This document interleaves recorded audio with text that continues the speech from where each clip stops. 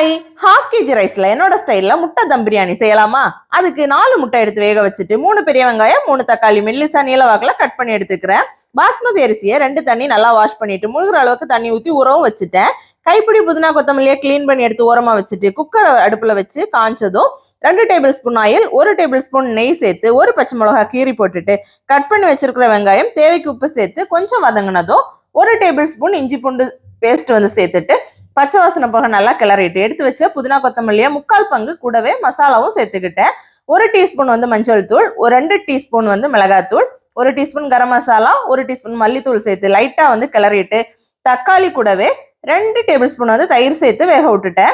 முட்டையை 3 கீரல் போட்டுட்டு சைட்ல ஒரு கடாயில 1 டீஸ்பூன் ஆயில் ஊத்திட்டு சூடானதும் அடுப்பை ஆஃப் பண்ணிட்டு கொஞ்சமா மஞ்சள் தூள், மிளகாத்தூள், உப்பு சேர்த்து மிக்ஸ் பண்ணிட்டு முட்டையை அதுல கோட் பண்ணி எடுத்து வச்சுக்கலாம்.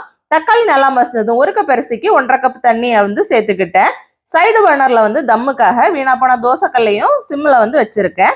தண்ணி நல்லா கொதிச்சதும் ஊற வச்ச அரிசியை தண்ணியை வடிகட்டிட்டு சேர்த்துட்டேன்.